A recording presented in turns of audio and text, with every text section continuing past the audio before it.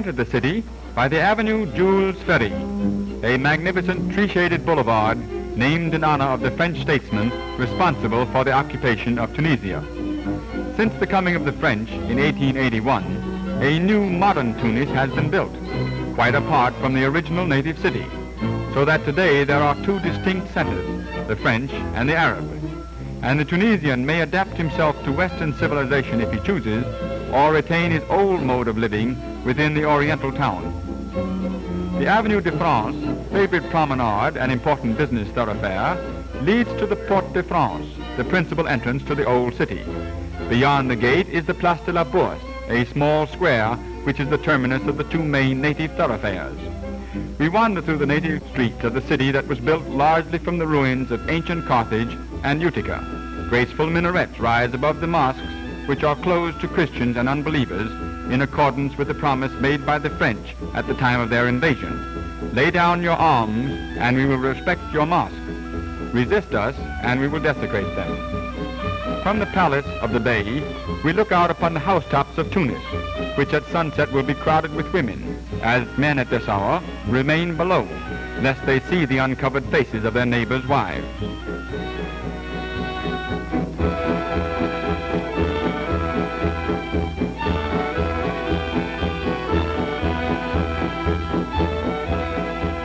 The baker chooses a busy spot in the open, and there sells his unwrapped bread.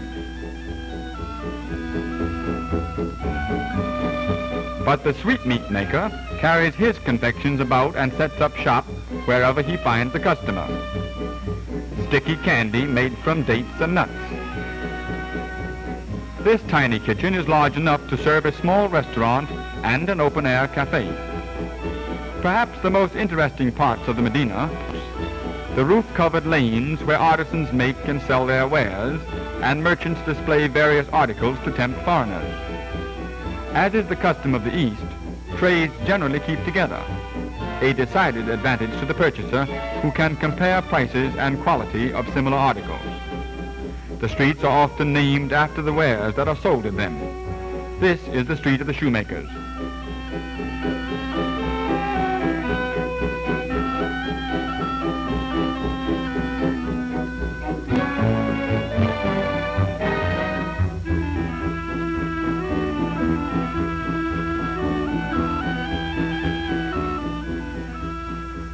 The white robes and the black mask-like veils of the Muslim women create an impression of eeriness, which is perhaps the most lasting of all that we carry with us when leaving Tunis.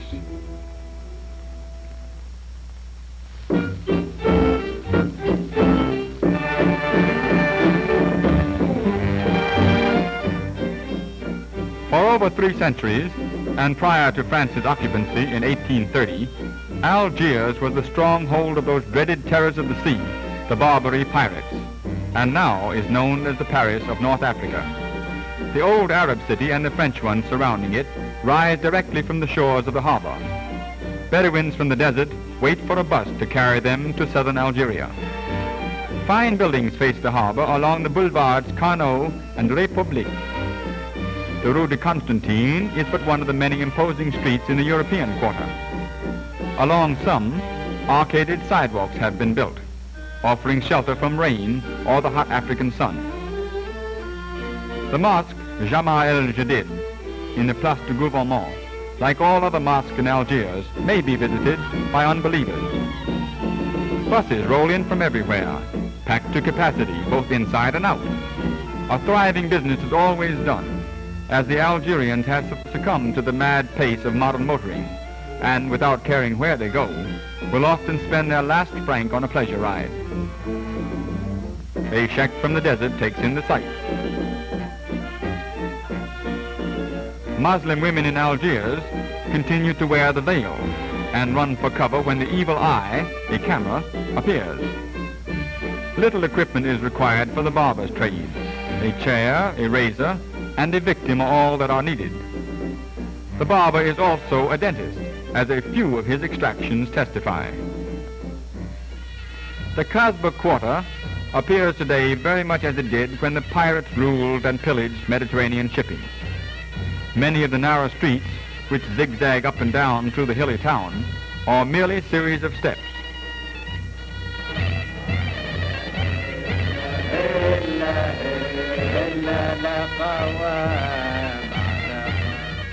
No vehicles can enter the Kasbah quarter, so all trucking must be done with small donkeys.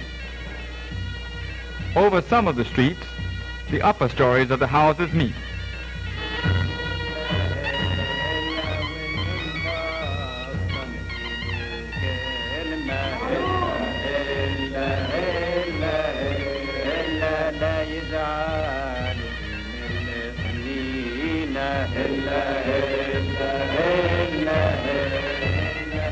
Through these narrow lanes passes a continuous stream of picturesque traffic, almost as unchanged in appearance as this unaltered main portion of old Algiers, the one-time stronghold of the pirates of the Barbary coast.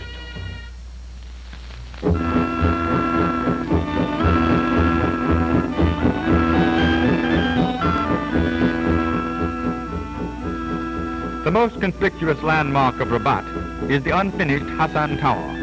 From its summit, we look down upon the walled city of Old Rabat, situated at the mouth of the river Bulregre on the Atlantic coast.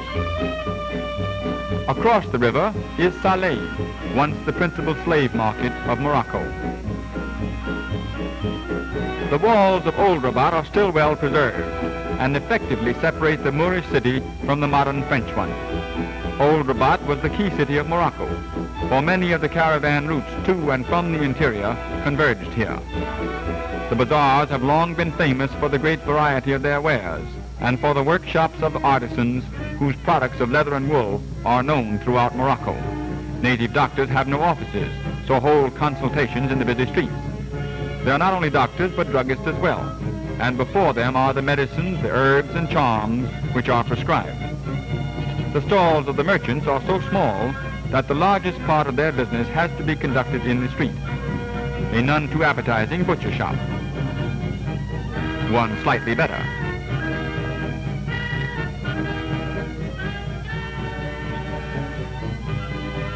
A grocery.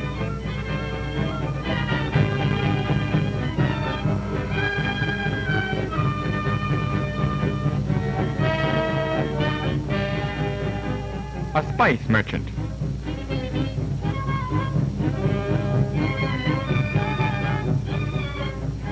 The flowing cloak-like garment worn by the Moroccans is called a burnous.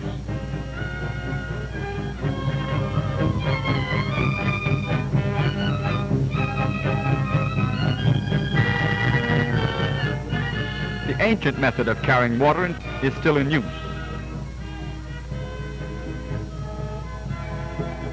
A drink for a thirsty one.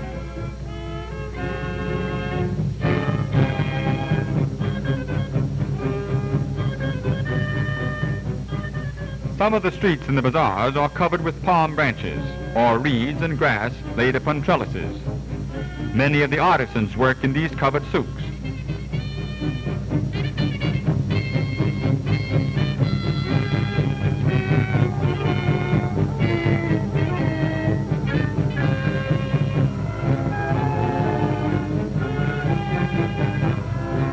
Boys begin learning a trade when young.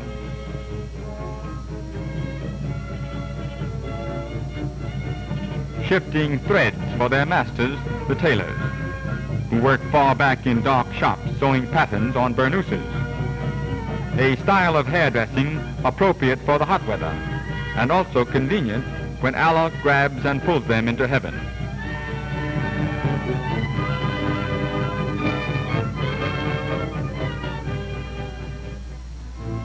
Just outside the walls of Old Rabat is the palace of the Sultan.